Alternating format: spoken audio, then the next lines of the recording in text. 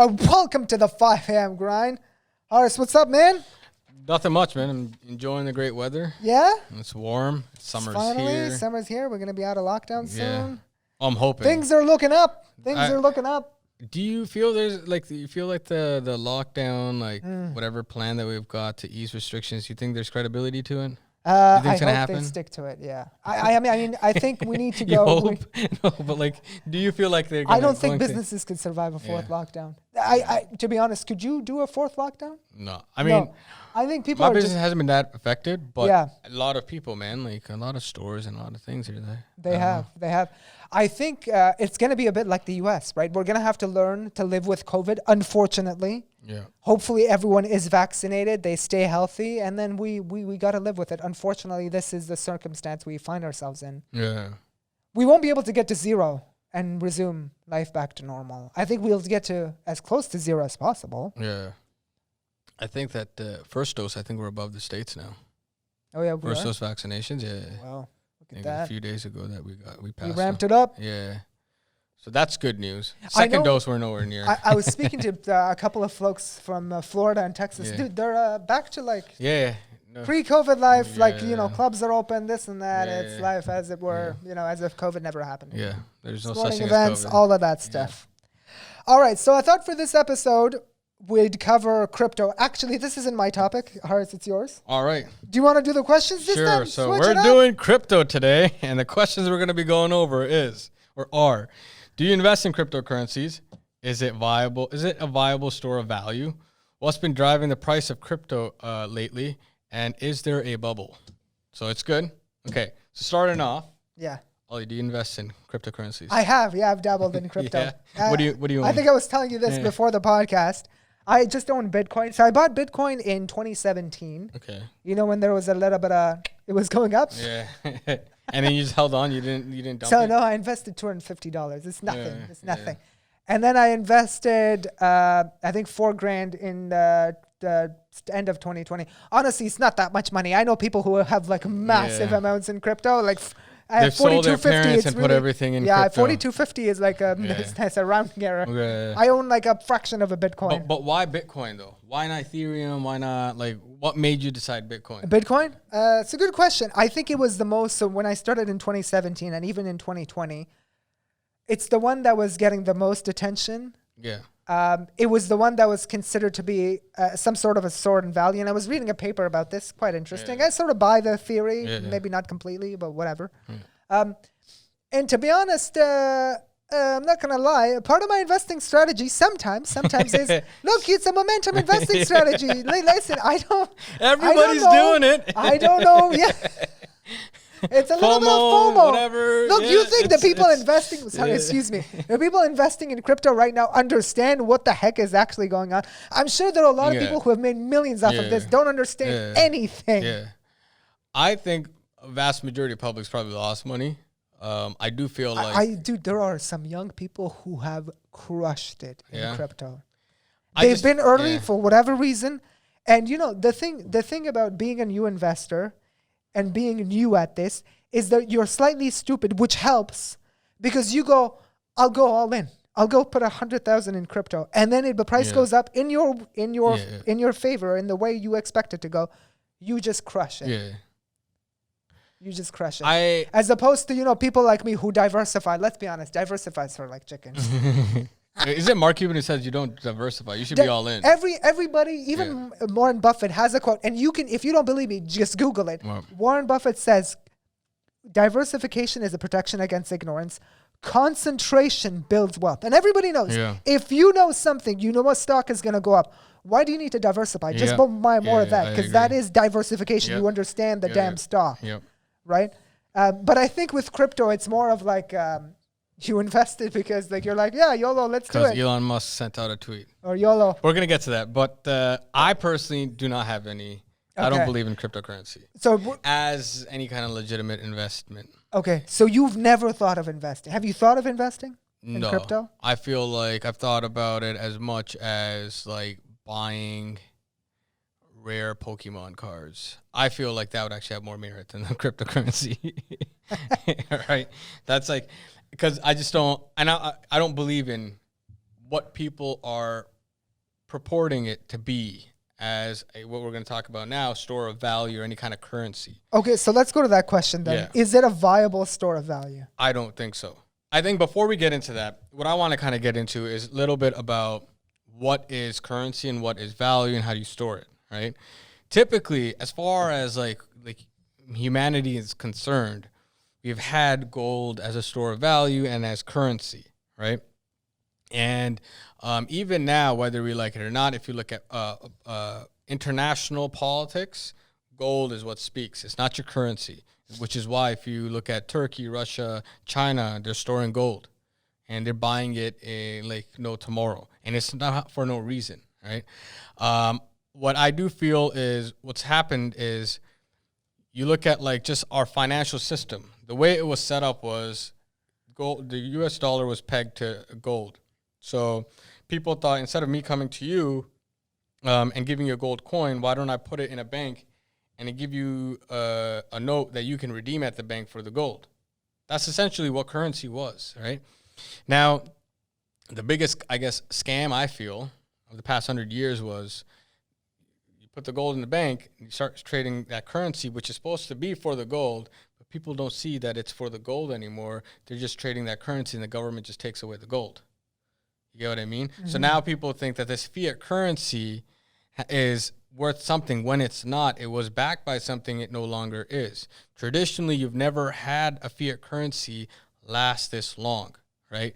So now people are, the new generation, I don't think our generation has ever been taught the real point of gold currency and all of that and how it operates on an international level and in a more domestic level. In a domestic level, you can have a currency to exchange because you have a government enforcing that currency and its markets, right?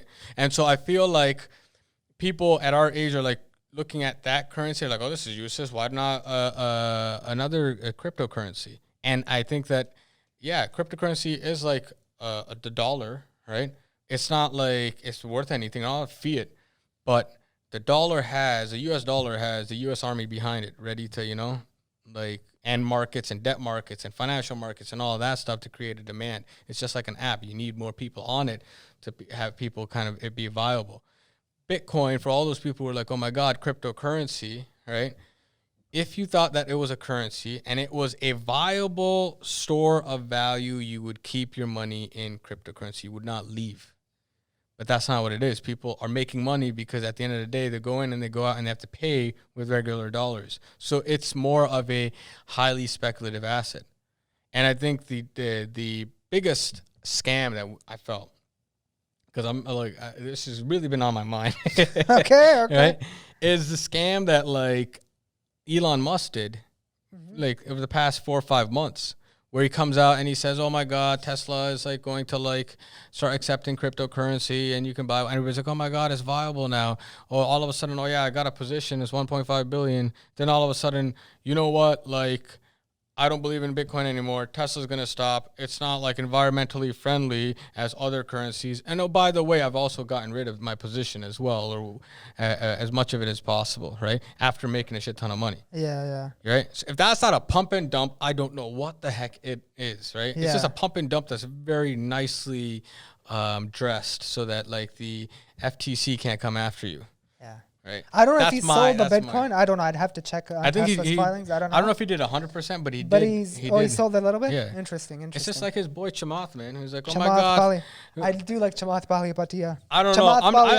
GameStop, same thing. Pump and dump, man. Pump and dump, guys. You heard it first here. We'll come to it. We'll come to it. So on the viable store of value, though, can I ask you just one question? Yeah. So I want to debate this one a little bit. Yeah. So gold, let's take a look at gold just as a store of value. Gold has there's fundamental reasons to buy gold because you buy it for jewelry and stuff like that. So that's the fundamental demand, right? Yeah. And what we mean by fundamental demand is that there's a demand for the commodity in society to make something. So like oil has fundamental demand because people need it for transportation, for cars and airplanes, etc. It's intrinsic value. Yeah, so gold has that value. Yeah. But most of the gold price is affected due to a lot of people just parking money in it because like you said, it's an inflation hedge, it's a store of value, blah, blah, blah, blah, blah, blah, blah. Why can't Bitcoin, though, be the same as that? Because let's be honest, the price of gold, it's driven by fundamental value, and then just this ascribed value that people put on it as like, I'm putting money in here to protect myself against I don't know what. I guess. I don't think gold is priced right now at a fund. I think it's alluded to be. I feel like there's a lot of politics involved with gold. Right. There's a lot of politics involved with gold. Yeah. I feel like gold is measured by U.S. dollar, and you need it to be a certain price level in order for the U.S. dollar to look strong, right? Now, the U.S. dollars, like they've printed off 40% of the currency in the last 12 months. Gold should be going through the roof. It already should have been. A lot of the gold prices that to suppress the price over years, it's become a fractional reserve type of system where there's a lot of contracts to buy gold that people mistake as gold being on the market, but there isn't that much supply. So the day that somebody wants to redeem those gold contracts, the seller of that contract is going to say like, hey, listen, this was unexpected because there's too many people, right? Force majeure, goodbye. I'll give you useless dollars in exchange because the gold doesn't exist. It's not people selling gold that they own. It's actually very difficult. It got to be in COVID very difficult to get physical gold, right? Because you're only seeing contracts out there. So that's one kind of the difference there. There is definitely a reason to keep gold prices low politically. I think, for example, internationally, there's a lot of gold being bought up by China, a lot of gold being bought up by Russia and Turkey, and they're fine with keeping it low so while they acquire as much as they can. Because ultimately, in order for you to be a reserve currency, you need to be backed by gold, you need to be backed by markets, and that's what the push the Chinese are going to be doing, right? And I'm looking at more like geopolitical strategy, but when you want to look at like more a market like of a country, then you can have a currency that's being traded, and then you can flip it into a cryptocurrency. But then it comes to, why would any government allow that when the control or the monopoly on the currency is their biggest control over an economy, right? Like if you can't control interest rates, if you can't control the supply, you can't control the economy. There is no way. I feel like, and I think Ray Dalio said this too, as soon as it becomes legitimate, it's going to be outlawed. So as far as it's speculative, right now I do feel like there's an interest to keep this money on the sidelines because there's a lot of money printed off.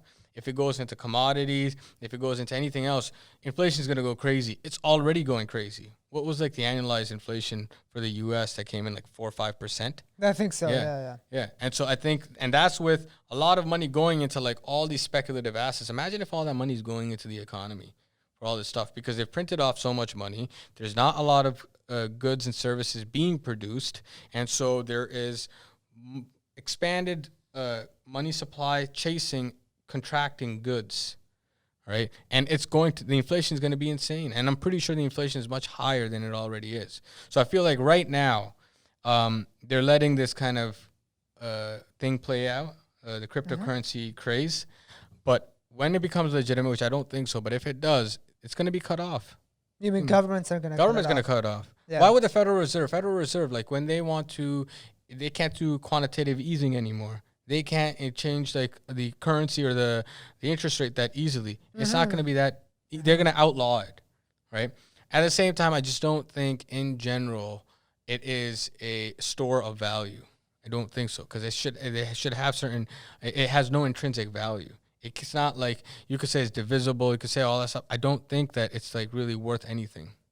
So, the way, I'll be honest with the audience and our viewers and listeners as well. I've done some reading on crypto, but to be honest with you, I don't understand it completely. Maybe it's because I'm a little bit stupid. I don't know. I've done some reading. I've watched a documentary. It's still a little bit of a mystery to me. And I think a lot of people, when they talk about it too, they talk about the general ledger and this and that, and it's immutable, blah, blah, blah. I get it. But I don't think most people sort of understand like what's really driving the price of crypto up. And we'll talk about it in the next question.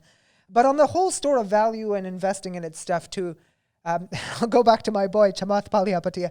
So he says, look, you don't need to go all in on Bitcoin. Just a certain portion of your net worth, like a small portion, put it into crypto. What if it goes up? And that's the same as a strategy. speculative asset class. Yeah.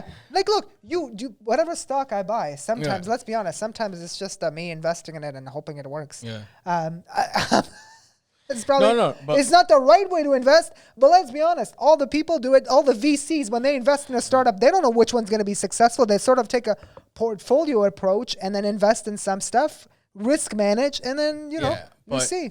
But here's the thing, though. Like when you're a VC investing in companies, you're trying to like produce something. Yeah. Right? This you're producing nothing. It shows that there's so much money that people are just throwing it into a nothing item. Yeah. Hoping that other people would want it, and then it's like the prosperity is a collective illusion ideology, and then they can just dump it, right? And the people who have influence can easily pump that and be like, "Oh, I really like this," and then dump it, right?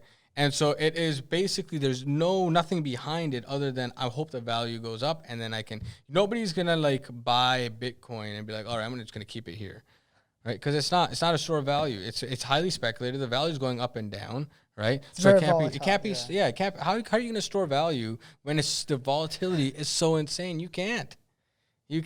And then you should be keeping it there and try to go buy something with it. You can't. Then it's not currency, right? It's just a highly speculative asset.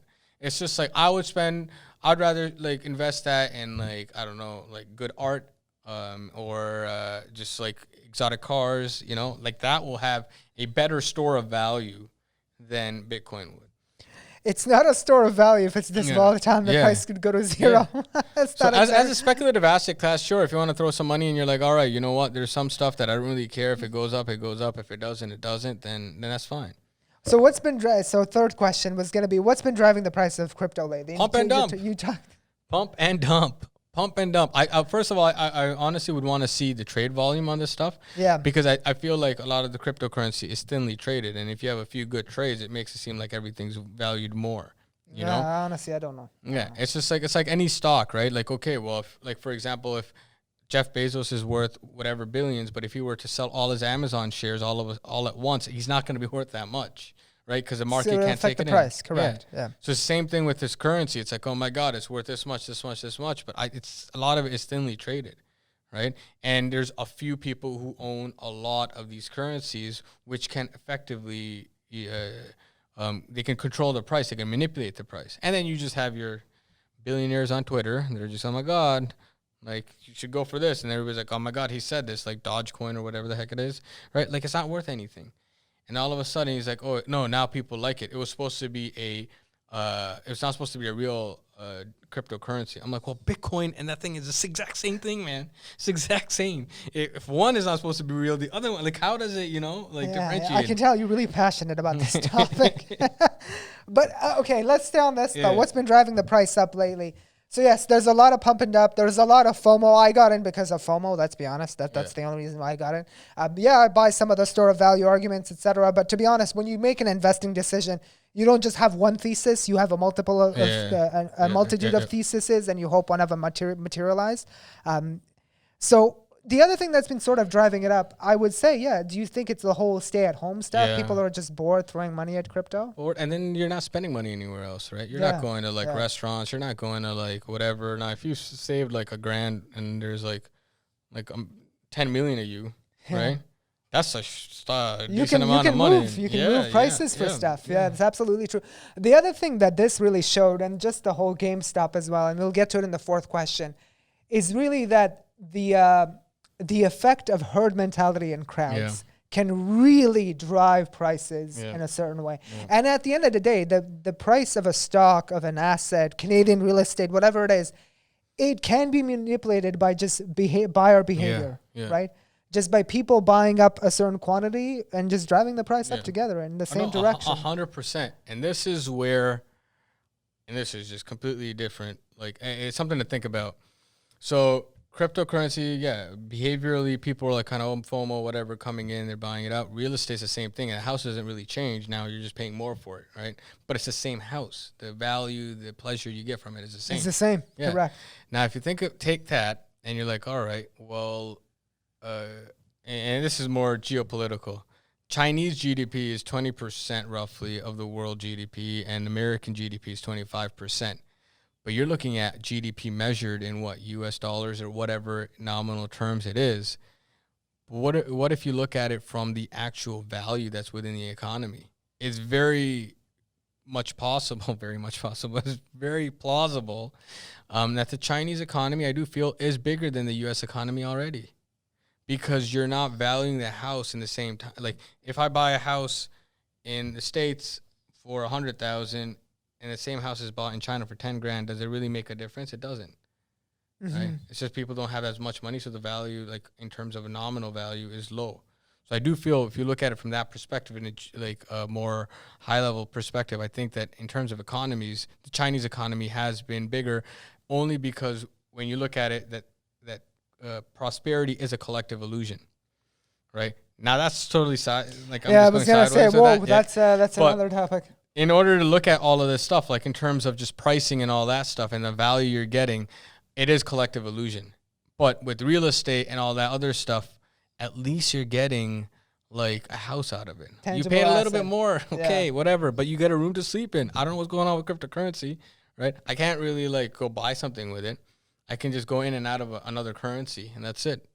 There's very few things that are like being traded in crypto, unless like you want, like, I don't know, things like that you don't want to be traced or whatever it is. Can I tell you something? What if we're just early? Yeah, I understood, like Bitcoin, nobody knows what the value is or what it's determined. But what if eventually there is a solid use case for it, or it becomes a real legit store of value? Because right now it's still nascent. It's very new. Yeah. It's quite new. A lot of people don't understand it. I frankly don't understand it completely either. But what if eventually it's legitimized, and it gains sort of prominence in society, etc.? I would say that it's just like, unless the government has some kind of control over it, it's not going to take effect in a specific country. But if you look at it, I think we're already in cryptocurrencies. Like, how much of our currency is actually printed out anyways? It's just digital. It's a number, right? So in one way, or one form or another, we're already in a digital currency area. I don't think cryptocurrency is something I feel that's plausible in the long run. It's not. It's one of those, like, it's like tulips. Tulips, yeah. Yeah, it's going up. Yeah, everybody's like, oh my God. But nowadays, like, who ever? Beanie Babies. Yeah, people are gonna look back to me like, what the heck, Tamagotchis, whatever it is, man. Like, whatever you want to look at it, like, it's just one of those things where there was just a lot of money being printed and people didn't know where it was going to go, so they're just putting it into stuff like this and thinking that it's worth something. I feel like there's one aspect of it is if a government takes control, but I also think there's other things that you could do with it. Like, you could have it asset backed, right? Like, I felt like in the beginning, which I thought this was pretty innovative. Instead of like REITs and stuff, like instead of giving shares and like buying real estate, right? People would back a cryptocurrency with a few portfolio properties, and they'd go sell the cryptocurrency. That had a backing, which is real estate, and this way they got out of regulations and and producing all these documents, because it's just a currency, right? So in that sense, there's a lot of ways it could work with that. I think it also could work with buying and selling homes. There are jurisdictions and countries that are testing it out in that sense, where it's easier and more secure to send money through cryptocurrency to buy and sell a home and ensure that the money is there than what we're doing right now, right? But it's backed by something. You get what I mean? There's a reality there. It's not just like a speculative asset, but it has to be then ingrained in how real estate is traded. And when it's tied with that, like Bitcoin or cryptocurrency, and blockchain all together, like that, I would say, like, then you'd have secure, like, that's a plausible use. So I definitely think there's use cases for it. For blockchain. Blockchain and cryptocurrency. There's use cases. But is cryptocurrency going to be a currency that replaces the US dollar or Canadian? I don't think so. Not unless it becomes a Canadian dollar. So last question, is there a bubble? Definitely. We have a bubble in everything, man, right now.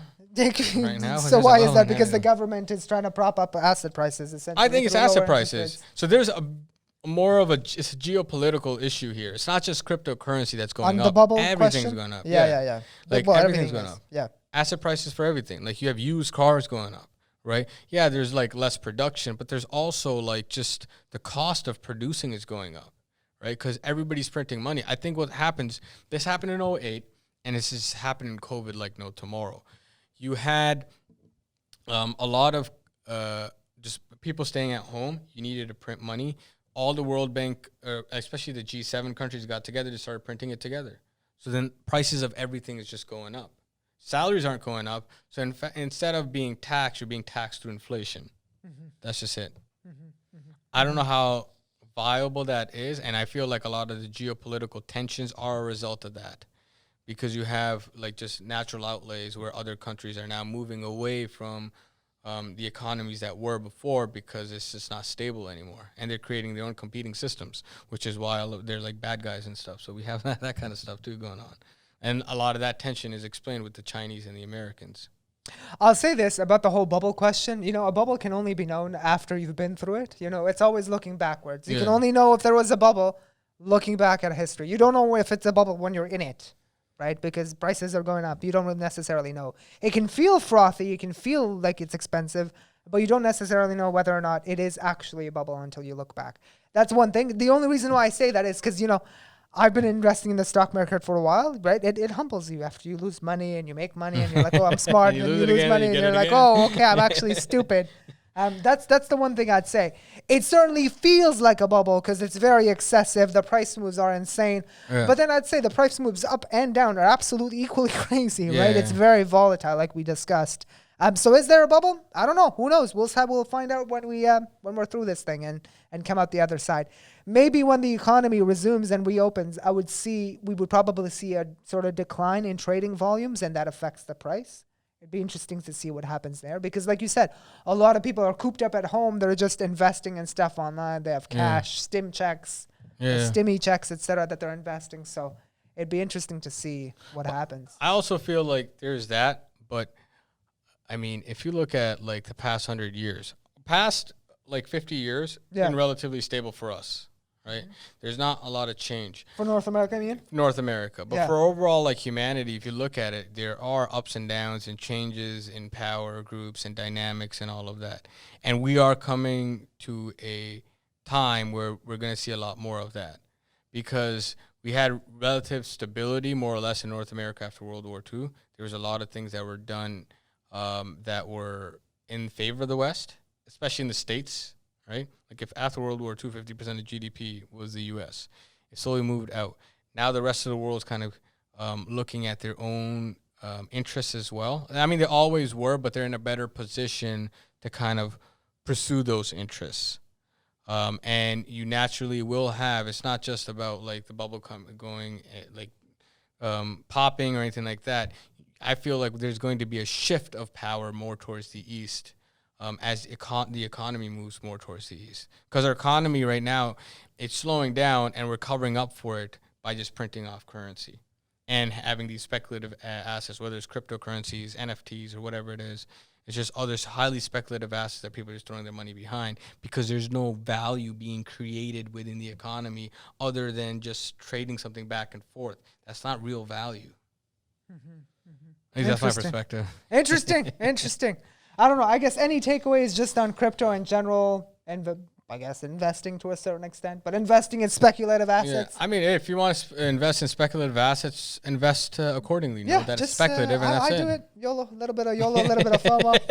You need a little bit of that in life sometimes. Yeah, no. If that's what it is, if that's what it is, 100%, all the power to you. But it's exactly. Don't legitimize. If it is just YOLO, say it. That's what it is. You know, you don't need to look smart. It's okay. No, yeah, okay. 100%. I'm just doing it because I'm 100%, yeah. You know, you only live once. You got to give it a shot. Get in while you can. Get in while you can. It works. All right. Cool. We'll wrap it up then. We'll see you guys on the next episode. Take care. Take care.